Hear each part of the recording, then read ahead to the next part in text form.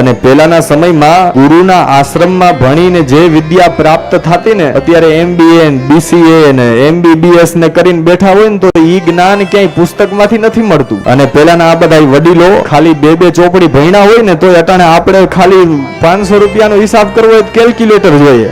અને આ બધા એમને વેઢા ગણીને કરી નાખતા. અને પહેલાના સમયમાં ભલે પુસ્તકનું જ્ઞાન ઓછું હતું, પણ જીવન જીવવાનું જ્ઞાન બહુ મળતું. પહેલાનો બાળક ભલે ઓછું ભણેલો હોય, પણ કોઈ દિવસ ખોટા રસ્તે ન જાતો. અને અટાણે MBBS કરીને બીજાને ઇન્જેક્શન દેતા હોય ને કે બીડી મૂકી દેજો ને ફલાણું મૂકી દેજો ને, પણ દુઃખ સાથે કેવું પડે કે ઈ પાછા કેન્ટીને ઉભા સિગરેટ પીતા હોય. અને એમાંય ભલે પીવે, આપણે તો બધાને વંદન કરીએ, આપણને એમાં કઈ વાંધો નથી પીવે એમાં, પણ અત્યારે તો સિગરેટ પીવાની ફેશન થઈ ગઈ ભાઈ. છોકરો કોલેજે જાતો હોય તો કે સિગરેટ પીવી જ પડે. તમે સિગરેટ ને નથી પીતા, ઈ તમને પી જાય છે, પછી ઈ હળગતી રહે ને આપણે ઓલવાઈ જાહું. તમાકુ ને તમે નથી ખાતા, તમને તમાકુ ખાઈ જાય છે. માવો તમે નથી ખાતા, ફાકી તમે નથી ખાતા. અને એક વાત યાદ રાખજો, ભગવાનનું બનાવેલું મંદિર હોય, અહીંયા તમારા ગામમાં જ રામ મંદિર છે ને, આપણે પોથી યાત્રામાં ગયા તો ચપ્પલ પહેરીને બધા અંદર ગયા હતા, બહાર કાઢ્યા હતા. બહાર ઉતારીએ ને, શું કામ? અંદર ભગવાન છે એટલે. તો ઈ મંદિર તો આપણે બનાવ્યું, પથ્થરનું બનાવેલું મંદિર છે ને, એમાં આપણે જ ભગવાનની મૂર્તિ પધરાવી.